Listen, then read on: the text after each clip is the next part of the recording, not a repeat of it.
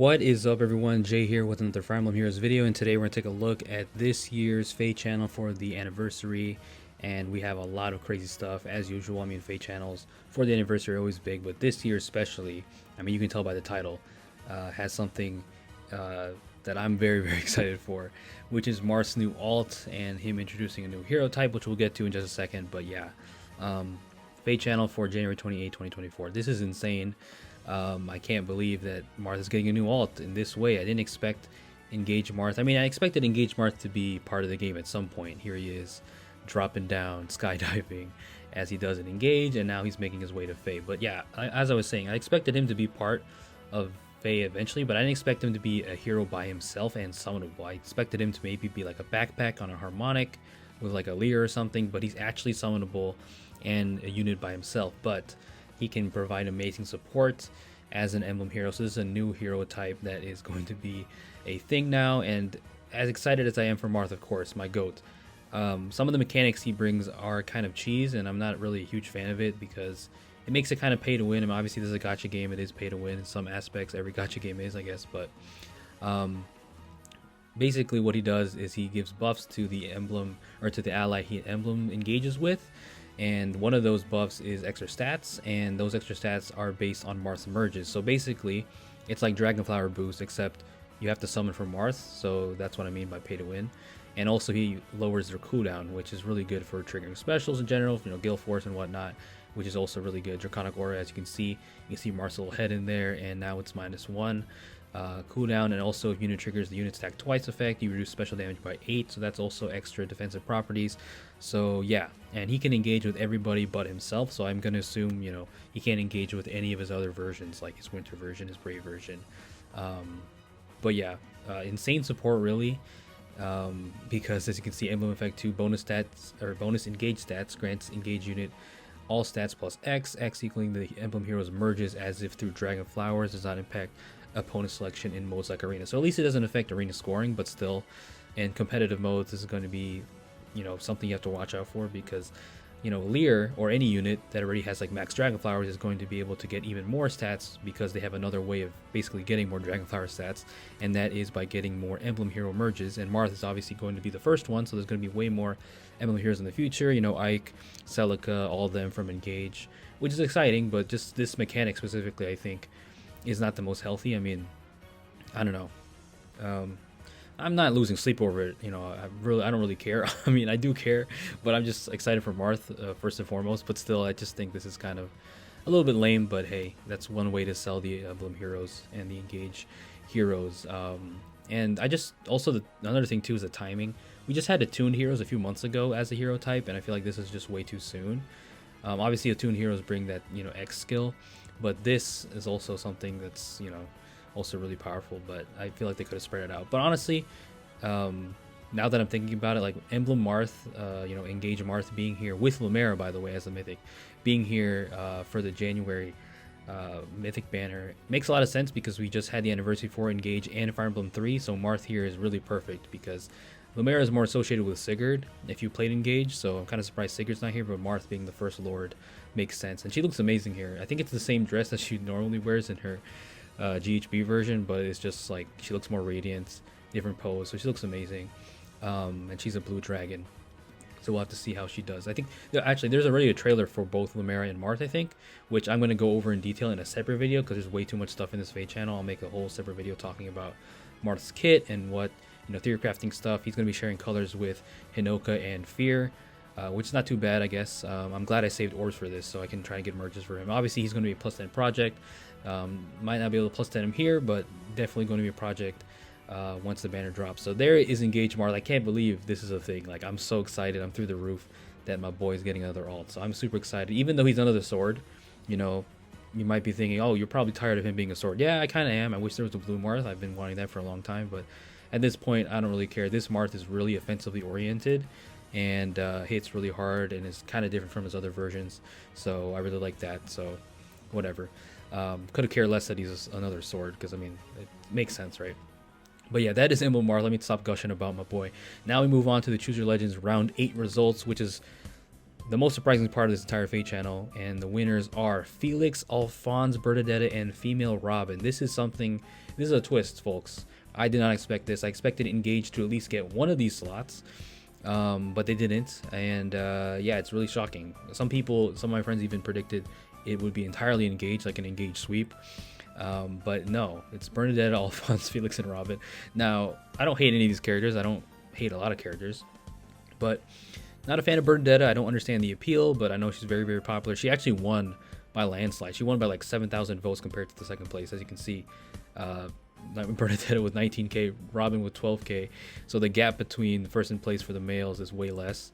So Bernadette fans went insanely hard to make sure Engage didn't win. I mean, the 3 houses, right? I guess I should have underestimated them. But Engage being the newest game, I thought, you know, they would get one slot. And they did tweet about the full results, like the top 20, and showed a graphic for it. And, you know, Diamant, Yunaka, and Ivy, they placed top 5 for Engage, but just it's not top 2. It's not good enough. So next year, I guess they can win. I'm assuming. But then again, people assume they would win this year, but it didn't happen. But yeah, I mean, I know Felix is very popular, but I just didn't expect to make it second. That is crazy. But the character I'm most excited for is Alphonse, honestly, because I like him. I like Robin too, female Robin as well. I really like the Robin. I like most of the Avatar characters, but Alphonse here being, you know, the Lord that I really like his development in the story. I think he's one of the better FEOCs, and you know, he's finally going to get a meta version, like a really good version that isn't like a seasonal, you know, because you can't even merge the Asker trio for some reason. It's kind of a shame. So now Alphonse is actually going to become really strong. So good for Alphonse fans for him actually finally winning. So that's super hype. But yeah, that's the Chuchu Legends 8 results. Surprise, Engage did not win anything, but it is what it is. And now we're going to go over the 7th anniversary stuff, which is a lot of stuff. Free orbs, free tickets, free blessings, free Form of Soul, free Celestial Stones, free, what else do we get? Free Divine Codes, lots of stuff, free GHB units you can merge up. Of course, the 7th anniversary special hero rate, you know, the Russian roulette thing. So lots of stuff here. I can kind of skim over it, but basically, yeah, you can see, excuse me, you can see 7s all over the board. Only 7 orbs is kind of lame, but we do get more orbs later. There's also the Hero Fest banner. Yeah, so some of the reruns for some of the older GHBs that will eventually get refined. None of these units are really that great, but if you do invest into them, they can be good, obviously. So yeah, Ashnard, Gangrel, Aramaya, George, Petrine, Nemesis, Gaul, Fernand, Orson, Limstella, what's his name, the Megamind, I forgot his name, but 7th anniversary Hero Fest banner has Legendary Veronica, I think. Yeah, Legendary Veronica, Arcane Xiang, Alfred, Legendary Robin. Obviously he's been worse now because of ploys, but he's still great support. And then from Mortis as well. So it's a decent Hero Fest. I feel like it's better than last year's. I don't even remember what last year's was, but probably because it wasn't that great. I know one of the years was like the FEOC Dragons, which wasn't the best, but this one at least provides you really good value with some of the fodder and the merges on these characters because they are pretty strong in their own right. You know, Arcane Xiang is one of the better arcane weapons still, I'd say. You know, can give it to slower units. So that is the Hero Fest, and then we get the special hero summon for year 7 and special maps as well. And this is the Russian roulette I was talking about. Now last year I got really unlucky and I got Wedding Cecilia, Bridal Cecilia, which is terrible because she is a 4-star seasonal, and you can see there's a lot of those here, of course. So that's the one thing that might bite you, is getting the 4-star seasonal demotes. For example, like Red has a ton of amazing units like Kade and Lynn, my girl, you know, it's got Summer Female Shez, Summer Fiorm, Tea Time Era, you know, Duo Sanaki, Winter Violet, some of the best units in the game.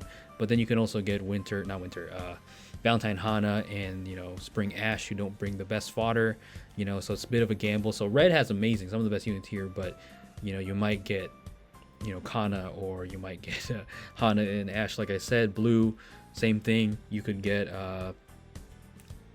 actually, the only demo here is what, Katria and Tharja, I think. So it's a bit less of a risk on Blue, I guess. Blue also has some of the best with Winter Edelgard, Duo Satyr, some of the most recent strong units. Halloween Tamara, I kind of want to pull for Blue for her, but the chances of getting here is going to be very, very low. So I'm not even sure what color I want to pick. I'm not going to go over green and colorless, but you can basically see and, you know, gauge what color you're going to summon. But of course, you have to get the color you want. So if you just summon in, you want to go blue and you get a full circle of reds, which could totally happen, you're kind of screwed.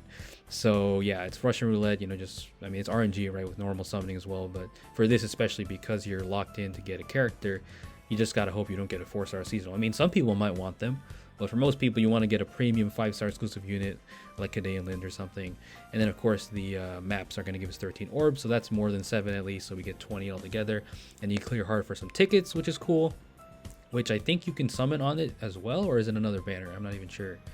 Okay, this is another one, guaranteed summoning event for this. Okay, so I guess we use the tickets on here, and we can get some of the older seasonals like Ninja Lin, New Year Plumeria, Dancer Sigurd, and Halloween Tiki, which is cool, so not bad. Some of these units are gonna get refined sometime down the line, so you can use the tickets on there, so that's pretty cool. Always good to get tickets.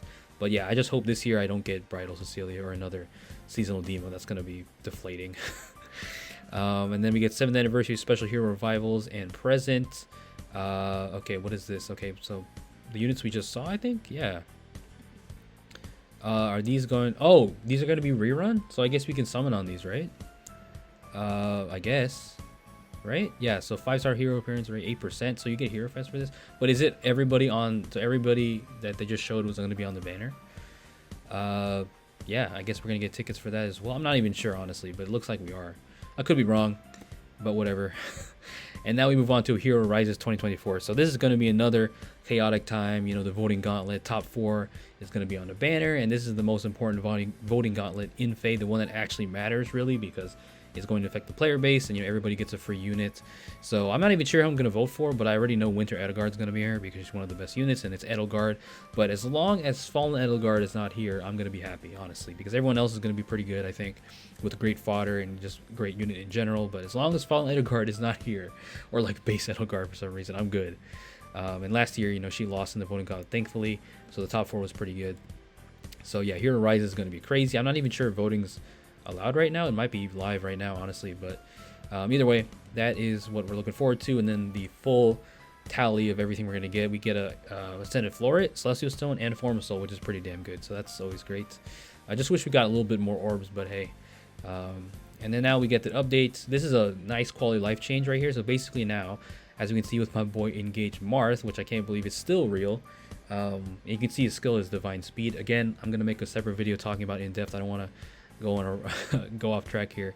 I'm not going to go in depth here, but yeah, basically now if you click on this, you can see the status effects on every unit if they're stacking it up, especially for like raid bosses and stuff. This is really helpful because now you don't just have to look at them and like wait for this to flash by. You can actually see the amount of status effects they have. So this, you know, there's a lot of status effects, so you can probably get a whole essay down of all the effects. So Marth has a couple here, no follow-up guidance, and then this one, I'm not even sure what this one's called, but yeah, that's really good. Really nice quality life change. It's going to make things easier, especially in competitive modes like summer duels or even Aether raids. This is going to help a lot. So that's a nice quality life change. Another quality life change is for Hall of Forms, and this is essentially, I think, the harder difficulty, the higher up ones, you have a better chance, or at least it's guaranteed. I don't remember what you said, but basically you get higher SP scoring skills. So that's meaning the tier 4 skills, as you can see. So now, I think before, you know, sometimes you get a chance for getting, you know, some of the tier 3 skills that aren't that great. So now you can actually get a better chance of getting better skills for your units in Hall of Forms, which is always nice, because I've definitely had that problem of not getting the skill I wanted, like when I didn't get Times Pulse 4 on Young Merrick. And then of course these summoning pool changes. Some units are going to be moved to weekly revivals, which is good, because, you know, the summoning pool just gets more bloated. And then of course the 4-star special hero rate is going to be updated as well. So this happens every year, you know, they have to move and adjust some stuff. But yeah, like I said, weekly revivals, and then some of them are just going to be moved there. So Brave Marth is gone in the regular pool, so I can't get him randomly anymore, which is kind of sad, but hey, it happens. He's a bit older now at this point. And then Legendary Hero Remix for, I think it's Regan and Triandra. So Regan's remix doesn't look the greatest right now because she's an offensive unit that wants to be able to nuke stuff, and Sather Shell doesn't really do that. I mean, yeah, it gives her more damage, I think, now, but you don't get DR piercing or DR halving at all. I mean, we'll have to see what a refine does. Panic Smoke 4 is decent, you know, especially in Aether raids, but still, definitely the refine is going to have to make her really good. But for Triandra, it's not as bad because she's a dancer. She's already always has the innate value, and now she provides guard and discord on foes and cardinal directions, which is pretty good. Discord status is not as common, so that's pretty good. And Firestorm Dance 3 being one of the best dance skills is really good for her. Desperation and Canto is always amazing to have. So that is some of the remix skills for the upcoming Mythic and Mythic heroes. And then now we have Inheritance update, and guess what? Now we can inherit 5 skills at once. Finally, it's been 3,000 years. You know, they upgraded 3 to 4 like what, 3 or 4 years ago. Now we finally can upgrade up to 5, and this is going to be huge for skill inheritance because, you know, there's just way too many good skills, especially on newer units that just have really good fodder, and a lot of the time you have to sacrifice or just let go of a skill you might have had if you had 5 slots, but now there's going to be a lot more creativity and I guess obviously openings to get those skills you want. So that's amazing. Tier 5 or not tier 5 5 inheritance slots is one of the best quality life changes, honestly probably the best one out of this FEH channel.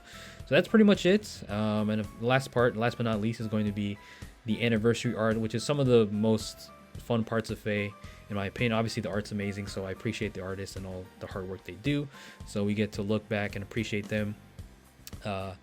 They always make really good anniversary art. This year, just like every year, it's good, but this year has one artist in particular that goes insanely hard, and we'll see it right here. I'll just go over it. First art, this is really funny. They're just looking down on you from Kita Center. That's amazing. We have Brave Robin, Laszlo, and Young Mark and Lynn, which is cute, from Wada Sachiko, of course, one of the best in the business. I mean, everyone here is one of the best in the business. Rika Suzuki with Tea Time Sigurd, that's amazing. The art I was talking about, I'll definitely point it out. It's really insane, in my opinion. And then the Tea Time era and Mercedes, which is really cute, from Asatani Tomoyo.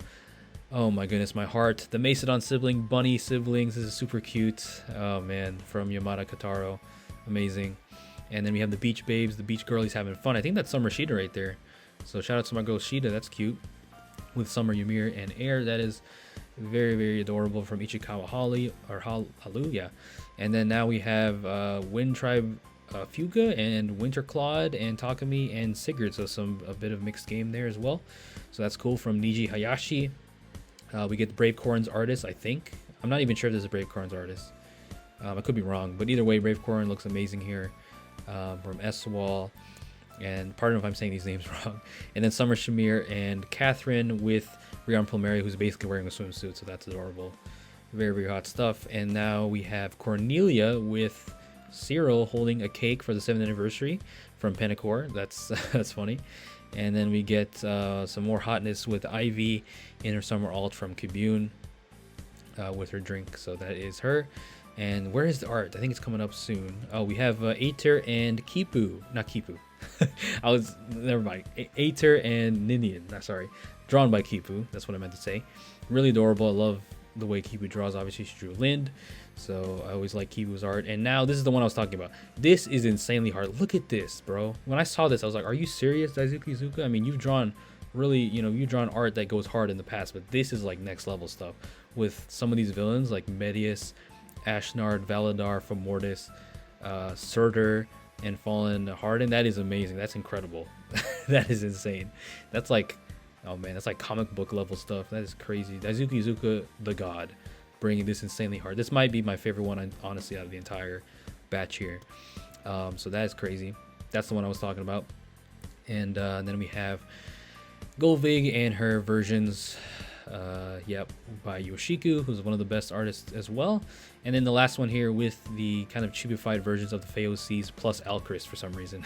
He's down here, but everyone else is from FEH. So that's adorable. That's pretty much all the anniversary art, I think. I don't know if there's more on like the website or something, but that's all the ones they showed on the FEH channel. Some of my favorite parts of the anniversary every year is looking at that art. So yeah, that is the FEH channel, guys. Again, like I said, I will be making a video talking about Engage Marth and going over him more in depth, and then I'll hopefully make a summoning video too. I mean, I have to find, I'm gonna have to make some videos, but that should be fun. I have to like try to decipher his skill and his kit, because it's really confusing, honestly. It's kind of worded badly, honestly, and I'm getting help from friends to try to decipher it and try to understand it. I kind of understand it, but not really. It's in the trailer right now, but yeah, I'll make a separate video talking about Engage Marth, because I'm really hyped for that. But yeah, that is the video, guys. Hope you guys enjoyed the video. Let me know what you guys think about this FEH channel, some of the changes, some of the new units. What do you think about Engage Marth, and the presidency sets, I guess, for future Engage heroes? And yeah, leave a like if you enjoyed. Please stay safe out there. Peace out.